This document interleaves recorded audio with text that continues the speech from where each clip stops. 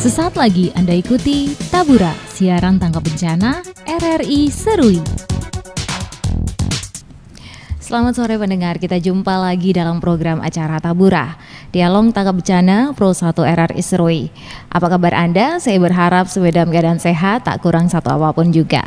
Dan topik yang akan kita bahas hari ini adalah tentang gangguan akibat cuaca dan perakiraan cuaca akhir tahun 2023. Untuk itu, pada kesempatan kali ini, saya Maria Numberi akan berbincang bersama kedua narasumber saya yang sore hari ini sudah bersama-sama dengan kami di Pro 1 RRI Serui dari BMKG dan juga Dinas Kesehatan Kabupaten Kepulauan Yapen. Kita akan menyapa kedua narasumber kita. Ada narasumber yang pertama, ada Prakirawan BMKG Kepulauan Yapen. Halo Kak Paskalis D. Ikanubun STR. Selamat sore. Halo, selamat sore. Apa kabarnya? Kabar baik. Luar biasa. Dan juga ada Kepala Seksi P2M Dinas Kesehatan Kabupaten Kepulauan Yapen. Ada Bapak Yohanes S. Woisiri. Halo Kakak, apa kabar? Selamat sore, baik kabar. Luar biasa ya. Dan yang pasti saat ini kami menyiarkan secara langsung dari kantor Dinas Kesehatan Kabupaten Kepulauan Yapen. Dan pendengar, cuaca panas terik sedang melanda sebagian wilayah di Indonesia. Dan juga musim kemarau kali ini tidak seperti biasanya karena ini lebih kering dan juga panas. Kondisi ini dipicu oleh fenomena El Nino dan juga iot positif yang menyebabkan anomali kenaikan suhu dan juga berkurangnya curah hujan di kondisi yang normal. Nah, pendengar, cuaca panas yang terjadi akhir-akhir ini bisa dikatakan tidak bersahabat ya. Bahkan banyak orang-orang yang mengeluh karena cuaca panas yang terjadi beberapa hari belakangan ini. Cuaca panas yang terjadi tidak hanya terasa di siang hari, tapi juga di malam hari ya. Pada beberapa kasus cuaca panas ini juga bisa menimbulkan dampak yang negatif yang cukup serius bagi tubuh dan juga kesehatan kita. Untuk itu, pada dialog tangkap bencana kali ini kita akan membahas seperti apa perakiraan cuaca saat ini dan jelang akhir tahun 2023 ini serta gangguan kesehatan yang diakibatkan oleh cuaca panas bersama kedua narasumber saya dari BMKG dan juga Dinas Kesehatan Kabupaten Kepulauan Yapen. Iya, saya ke Kakak Paskalis dulu nih. Kak Paskalis, terlebih dahulu yang merupakan perakirawan cuaca dari BMKG Yapen ya. Apa yang sebenarnya faktor apa yang menyebabkan cuaca panas belakangan ini terjadi? Yang menyebabkan suhu udara terlampau panas akhir-akhir ini, yang pertama itu kita lihat dari kondisi angin. Angin yang harusnya dia sudah mulai dari arah baratan, sekarang teramati masih dari arah timur. Masih dari arah timur. Sifat angin timuran yang bertiup dari arah Australia itu membawa udara yang kering.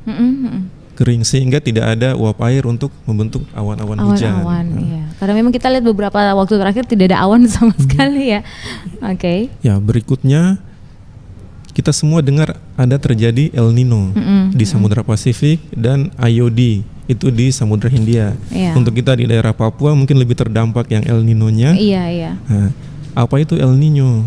Jadi itu ada terjadi peningkatan suhu permukaan laut di Samudra Pasifik, sedangkan kita di wilayah Papua sini suhu permukaan lautnya dingin. Oke. Karena suhunya dingin, nggak ada penguapan, tidak ada uap air yang naik ke atas berbentuk awan ya, tidak ada hujan. Oke. Ini kalau lalu sampai kapan nih cuaca panas ini akan bertahan atau berlangsung? Diperkirakan kondisi El Nino ini masih akan berlangsung hingga bulan Februari tahun depan, tapi dengan intensitas yang semakin melemah. Oke. Kalau misalnya ya kan El Nino dan iot. Kalau iot sendiri tuh gimana ya? Kalau IOD atau bisa dibilang dipole mode itu pada prinsipnya sama dengan El Nino, peran suhu permukaan laut. Kalau sekarang suhu permukaan lautnya positif ya, IOD positif itu jadi masa udaranya keluar dari Indonesia bagian barat, jadi keluar. Jadi kekurangan uap air. Itu yang menyebabkan sudah panas terik, akhirnya cuaca suhu panas itu lebih ada ya, lebih terasa ya. Baik, apa sebenarnya yang menyebabkan terjadinya perubahan cuaca ekstrim ini? Yang menyebabkan cuaca ekstrim, penyebab utamanya itu ada pergerakan gerak semu tahunan matahari. Jadi pada kondisi normalnya biasa cuaca ekstrim itu terjadi di musim-musim pancaroba. Itu di bulan April, Mei, lalu September, Oktober. Kondisi cuaca ekstrim yang terjadi biasanya berupa angin puting beliung lebih seringnya. Oke. Jadi cuaca panas ini juga bisa menyebabkan itu ya, cuaca angin puting beliung gitu ya. Oke, nah Kak Pascal, beberapa waktu belakangan ini kan kita semua merasakan suhu yang terasa panas nih, bahwa hawa tersebut dirasakan sampai pada malam hari. Mengapa hal itu bisa terjadi? Biasanya dibilangnya sudah matahari siang-siang saja jadi, tapi ini tidak, malamnya juga pasti panas nih. Gimana tuh? Panas yang kita rasakan siang hari itu berasal dari matahari. Nah, sedangkan malam hari kok masih panas. Jadi selama seharian penuh permukaan bumi ini dipanaskan. Nah, waktu malam hari permukaan bumi ini juga melepaskan panas. Berupa gelombang infrared atau kita sebutnya gelombang panjang. Nah, kondisi ini diperburuk apabila kalau malam itu tidak ada awan. Kalau tidak ada awan, panasnya keluar semua. Kalau ada awan, panasnya terbendung, jadi dia kembali. Itu yang dirasakan kita akhir-akhir ini. Berarti dari atas ya. Tapi kadang orang berpikir itu dari bawah tanah juga tuh. Betul kan tidak seperti itu? Betul. Oh, betul juga ya. Jadi bukan hanya dari atas saja ya uap panas itu, berarti dari bawah juga. Itu dalam kondisi malam hari ya. Kak Pascal, apa sebenarnya dampak bagi masyarakat yang terdampak nih terjadi akibat cuaca panas ini? Dampaknya kepada masyarakat yang pertama, gangguan untuk aktivitas yang di luar ruangan pasti sangat terganggu. Apalagi omong pelen orangnya. Ada lagi Kak Pascal selain itu? Dan juga apa yang saya alami secara langsung juga, gangguan kesehatan juga sudah 3 hari ini juga demam. Iya, banyak anak-anak yang terdampak flu juga ya. Padahal orang berpikir begini, nanti ya kalau cuaca hujan baru anak-anak bisa flu ya, tapi ternyata cuaca panas juga ya. Nanti kita tanya ke Dinas Kesehatan ya. Kita beralih ke Pak Yohanes dulu selaku Kasih P2M Dinas Kesehatan Kabupaten Kepulauan Yapen. Ini bagaimana pengaruh cuaca panas terhadap kesehatan manusia nih Kak? Iya, baik, makasih untuk pertanyaannya. Yang pertama, yang pasti kehidupan manusia tuh akan selalu bergantung pada kondisi alam yang terjadi. Begitu pula dengan penyakit. Jadi di kesehatan, beberapa derajat kesehatan atau pola hidup sehat itu bisa terganggu apabila terjadi perubahan iklim. Perubahan iklim ini sangat bergantung juga pada fenomena alam yang akhirnya membuat kondisi, contoh bakteri atau virus atau mikroorganisme yang lain itu berkembang sangat pesat begitu dengan iklim yang terjadi. Pada kesempatan ini betul kami merasa akhir-akhir ini memang suhu di Yapen terasa berbeda sekali, dan saya sering mengecek lewat HP tapi tidak tahu itu akurat apa tidak.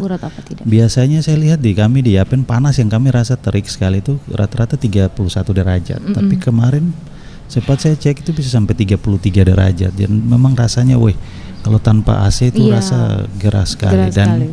Memang ini menjadi bahaya dan perlu perhatian kita semua, karena tadi saya awali dengan satu perubahan iklim itu pasti punya dampak. Jadi termasuk panas yang berlebihan ini punya dampak. Misalnya contoh, dengan panas yang berlebihan potensi debu akan semakin tinggi. Potensi debu yang semakin tinggi ini akan berpengaruh juga kepada penyakit flu, dan tapi juga akan memperberat mereka yang dengan kondisi paru-paru, sakit paru-paru. Jadi memang situasi panas saat ini mungkin masyarakat tidak bisa anggap biasa, tapi harus lebih waspada karena kondisi yang ekstrim ini pasti punya dampak, dan dampak sakit itu banyak akibat dari cuaca yang ekstrim ini ya. Contoh yang paling mengkhawatirkan akibat panas yang berlebihan, terus kami artinya masyarakat kurang memahami. Itu akhirnya kurang minum, akhirnya bisa terjadi dehidrasi. Dan kalau sudah terjadi dehidrasi itu bisa berdampak kepada imunitas tubuh kita juga menurun. Dan kalau imunitas tubuh kita sudah menurun, itu masalah akan semakin panjang dan semakin rumit, karena penyakit akan lebih mudah menyerang kita. Kemudian hal yang berikut lagi, anak-anak. Anak-anak ini yang paling rentan terhadap cuaca ekstrim. Jadi mungkin untuk orang tua yang mungkin selama ini membiarkan anaknya main di jam-jam yang mungkin ekstrim panas, terik sekali ya. Mungkin untuk saat ini tolong diperhatikan, mengingat anak-anak nih masa tumbuh kembangnya itu kan belum sempurna, berbeda dengan orang dewasa ya, mereka masih dalam masa tumbuh kembang, jadi sangat rentan untuk terserang penyakit begitu. Baik Kak, belakangan ini perubahan cuaca dari musim hujan ke musim panas nih, dampak yang alami akibat cuaca panas yang meliputi apa saja tuh? Iya, yang kami khawatirkan dari sisi medis itu akibat dari suhu yang panas akhirnya terjadi kekeringan.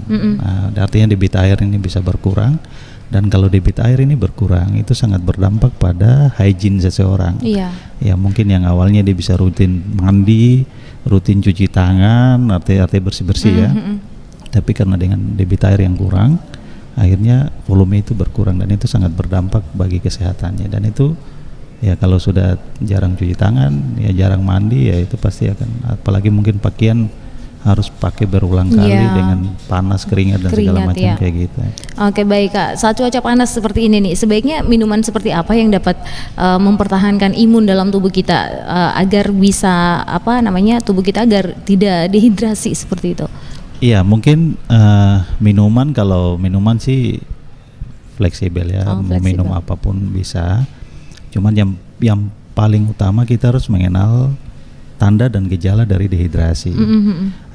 Satu tanda khas itu ketika kita merasa leher, ibarat haus ya, leher kering gitu ya, sudah minum, sudah jangan menunda, karena itu sebenarnya kode. Ya ibarat kode alam lah, Tuhan sudah menciptakan tubuh manusia itu lengkap. Jadi kalau ngantuk ya tidur, jangan dipaksakan. Kalau haus ya minum. Lapar gitu. Ya makan. Seperti itu. Jadi sebisa mungkin yang susah kita kendalikan ya anak-anak, karena biasa kalau mereka bermain itu kan mereka lupa segalanya. Nah, itu yang mungkin perhatian orang tua.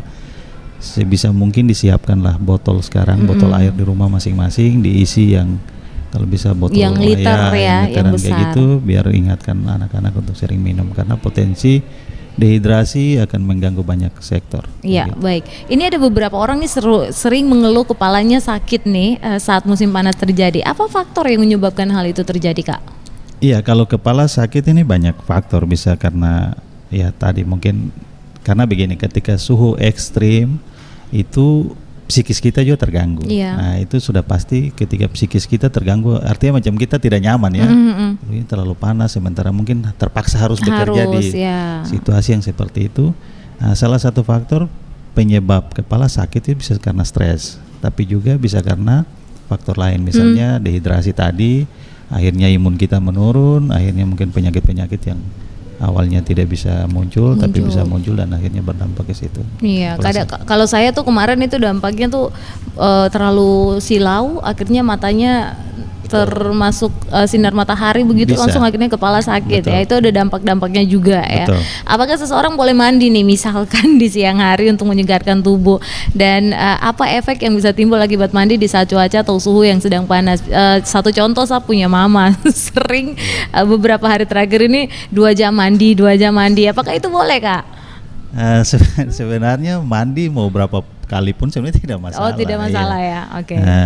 Kecuali kita dalam kondisi sakit berat yang mungkin ada menggigil atau apa. Tapi kalau ya kita dalam keadaan panas karena cuaca, kita mandi saya kira tidak ada masalah. Malah menyegarkan ya, menyegarkan, tapi juga ya membuat potensi kita terjadi dehidrasi kan semakin kecil. Oke, baik. Pendengar Pro 1 RRI Seruwi dimanapun saja Anda berada, dialog bersama kedua narasumber saya akan kita jeda sejenak dan hadir kembali di segmen selanjutnya setelah beberapa pesan yang berikut ini.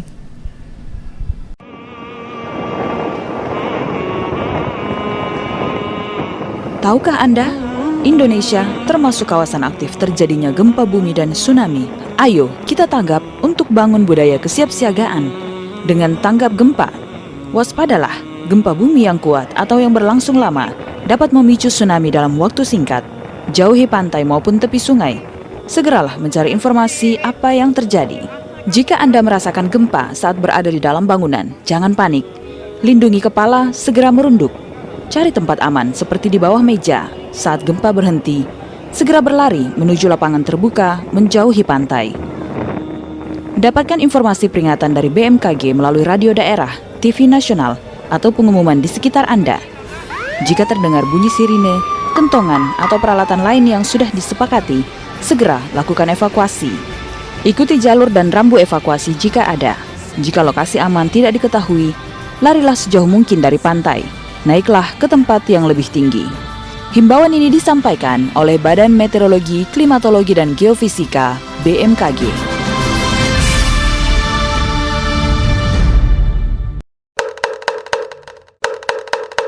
Waktunya kentongan.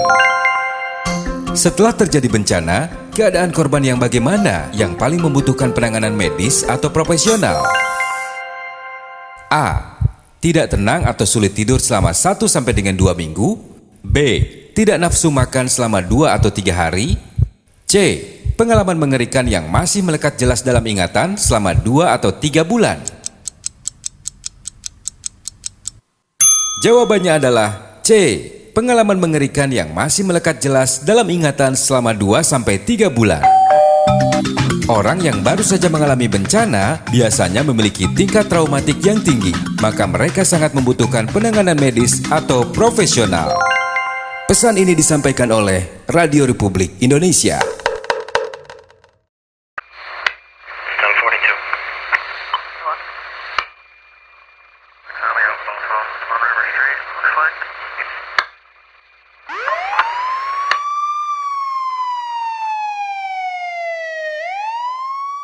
Tuh, mama sih kurang waktu buat ngawasi anak. Jadi salah pergaulan si Adi, lari ke narkoba. Papa juga kan, sibuk terus. Anak dimanjain, semua serba gampang Adi dapetin. Salah pergaulan kan? Percuma juga kita ribut. Adi sudah dibawa polisi, Ma. Ayo dong Pak, kita harus gimana? Awasi anak Anda dari bahaya narkoba sebelum fatal akibatnya. RRI Digital. Nikmati kemudahan interaksi, partisipasi, dan kolaborasi dengan RRI Digital. Interaksi, dengar dan saksikan siaran langsung kami, daftarkan akun kamu, dan mulailah berinteraksi di setiap program dan konten kami. Partisipasi, kreasikan konten kamu dengan berita, podcast, vlog, film, musik, dan playlist. Kolaborasi, kami mengajak berbagai komunitas untuk berkembang bersama melalui digital platform. RRI Digital sekarang menghadirkan terobosan baru, workspace platform dan online learning platform dengan fasilitas-fasilitas unggulan, monitor impact dan outcome, meeting online, video conference, dan library. RRI Digital menghadirkan fitur-fitur untuk peningkatan interaksi, partisipasi, kolaborasi, workspace, dan learning. Yuk, segera download RRI Digital. Mendengar kembali dalam dialog mitigasi bencana Pro 1 RRI Serui bersama saya Maria Numberi dan kedua narasumber saya. Dan pendengar, menurut informasi dari beberapa wilayah yang masuk musim penghujan sebelum November dan ada yang mundur, tapi sebagian besar daripada bulan November itu, sementara puncak Januari Februari 2024 beberapa hari belakangan masyarakat Indonesia di berbagai wilayah mengeluh situasi cuaca yang tidak bersahabat, lebih tepatnya cuaca panas kelewat ekstrim yang membuat banyak orang merasa kurang nyaman. Saya ke Kak Pascal lagi nih, apakah benar perakiraan musim hujan baru akan terjadi di bulan Januari sampai Februari 2024 mendatang? Itu apa penyebabnya, Kak? Penyebab puncak musim hujan mundur, yang pertama tadi karena El Nino. Oke, jadi gara-gara El Nino ini akhirnya musim hujan itu mundur ya. Dulu dong bilang November rain, sekarang November panas ya.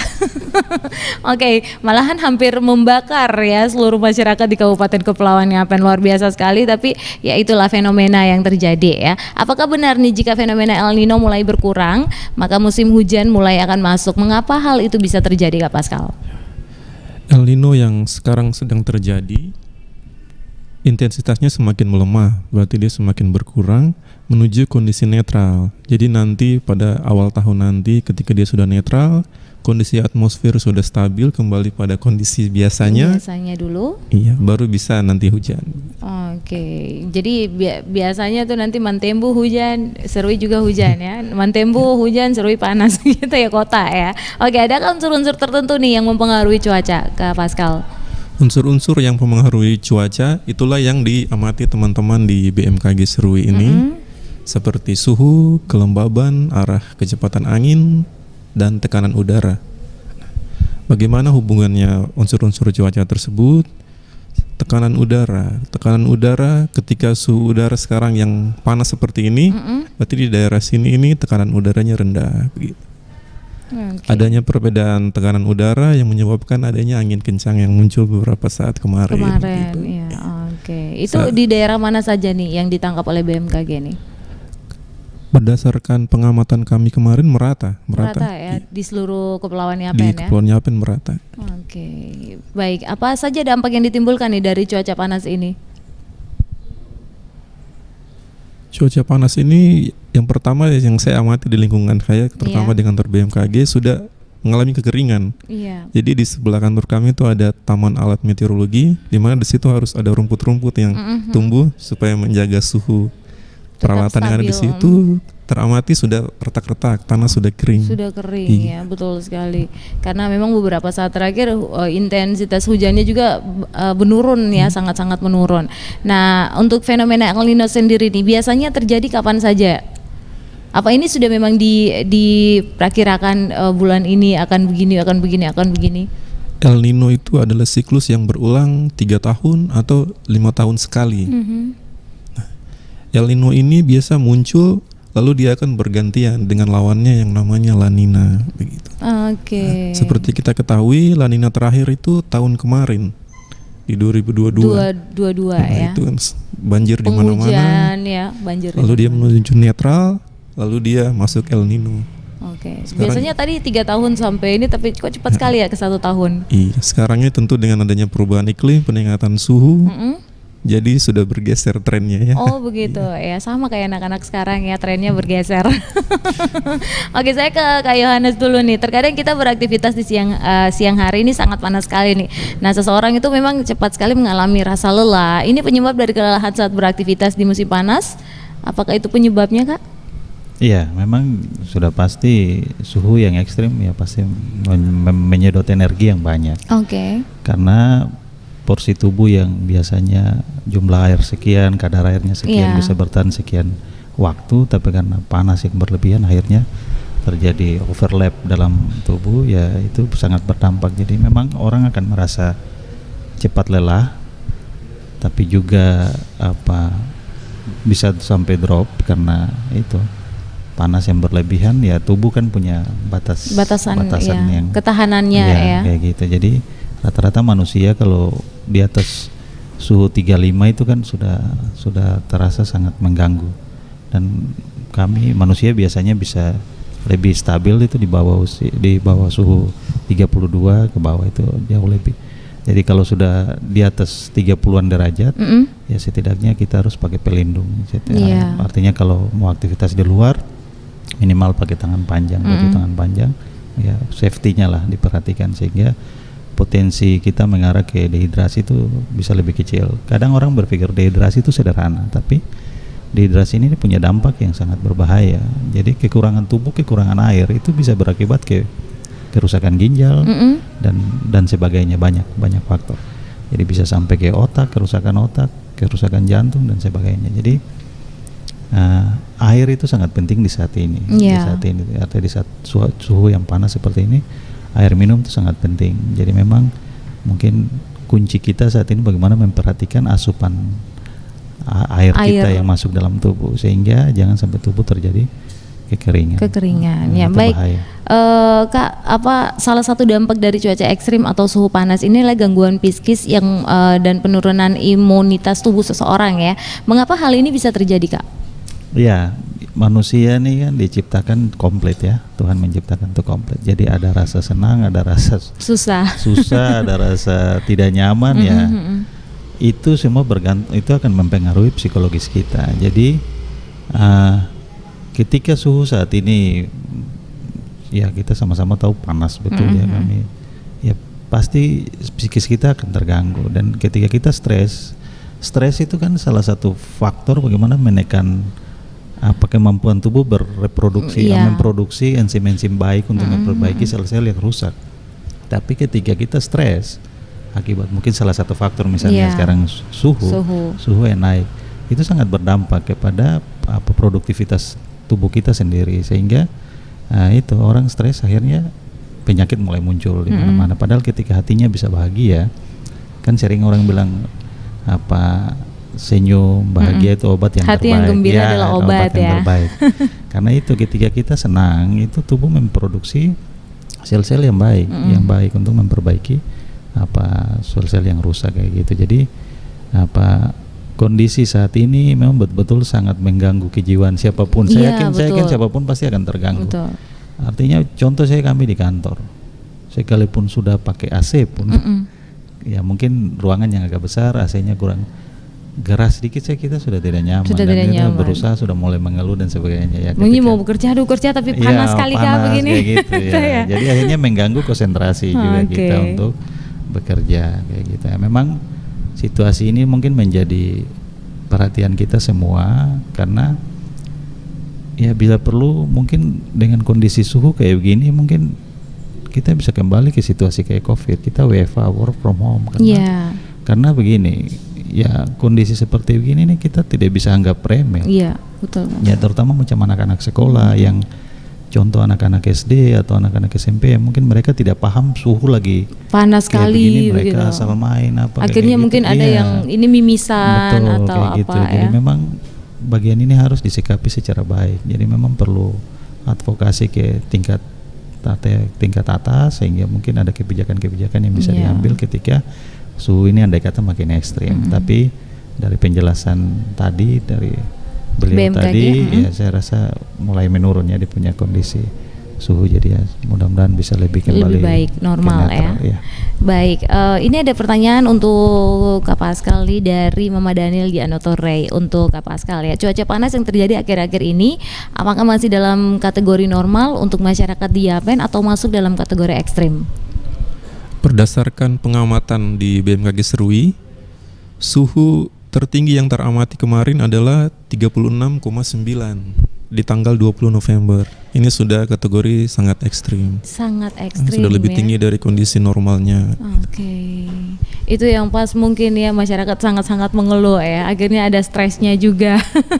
Sempat marah-marah juga ya, apalagi kalau lampu padam. Oke. Jadi untuk adakah Kak Yohanes nih, adakah pengaruh dari suhu ekstrim terhadap sistem distribusi atau penyimpanan obat, makanan dan juga vaksin yang ada di Dinas Kesehatan? Apakah ini juga bisa menurunkan kualitas dan efektivitas dari obat maupun vaksin itu, Kak? Iya, benar sekali. Jadi memang mutu obat itu dipengaruhi oleh beberapa faktor. Salah satunya suhu. Rata-rata suhu yang direkomendasikan untuk beberapa jenis obat itu harus di suhu kamar. Suhu kamar itu kan di bawah 29 derajat. Artinya di atas itu tuh sangat berpotensi merusak mutu dari obat itu. Begitupun di bawah 8 derajat itu juga bisa merusak mutu obat. Nah, ini pesan penting juga untuk masyarakat. Jadi obat itu akan berkualitas ketika kita bisa jaga mutu obat itu dengan baik. Jadi ini mungkin dengan suhu kayak begini mungkin masyarakat yang menyimpan obat di rumah tolong diperhatikan bagian ini, karena bisa dibuang saja mungkin ya Kak ya? Mungkin tidak dibuang, tapi kalau bisa diisi di lemari yang agak sejuk, oke. biar obat itu bisa awet.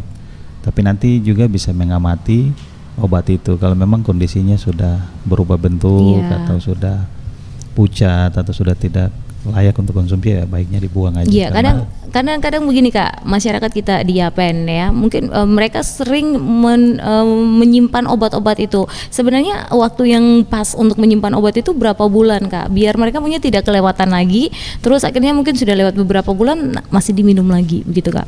Oke, baik. Kalau itu biasanya di obat itu kan ada masa kadaluarsanya. Jadi selama obat itu dia tidak mengalami perubahan bentuk, dia tidak jadi lunak, lombo begitu gitu itu masih bisa. Terus masa kadaluarsanya belum sampai ke masa itu masih bisa diminum, masih baik. Hanya tadi efektivitas dari obat itu harus dilihat. Takutnya suhu yang tidak terkontrol walaupun kemasannya masih baik, mungkin bentuk obatnya juga masih baik, tapi pengaruh suhu yang tinggi akhirnya kualitas obat itu sudah menurun. Jadi kita minum yang mungkin 1 jam langsung berefek, tapi bisa lama baru berefek kayak gitu.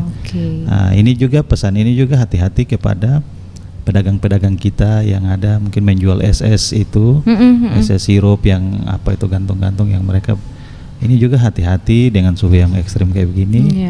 Tolong jangan kena matahari langsung yang itu apa digantung-gantung itu ya, saset-saset itu tolong itu diperhatikan karena ya itu potensi panas kan sangat tinggi dan itu bisa merusak kualitas dari produk itu sendiri ya. Produk itu sendiri dan takutnya bisa berafiliasi menjadi ya racun, kuman gitu atau racun ya. ya. Oke. Baik, apalagi kebanyakan anak-anak kita yang suka membeli ya jajanan itu.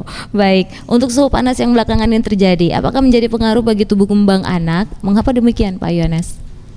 Iya, sangat berpengaruh ya. Suhu panasnya sangat berpengaruh karena tadi saya bilang ya kondisi anak ini kan beda ya dengan orang dewasa di dalam masa pertumbuhan dan perkembangan.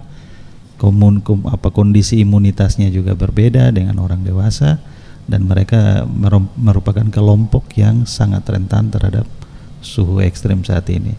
Ya, jadi terutama bayi dengan anak balita tapi juga dengan anak-anak usia ya mungkin SD, SMP itu paling rentan memang bayi dan anak-anak balita yang usia 5 tahun ke bawah. Jadi memang ini butuh perhatian kita orang tua karena kalau contoh bayi dan balita yang bayi usia 1 tahun ke bawah itu kan persentase makannya kan berbeda. Jadi lebih banyak asupannya itu kan air, cairan.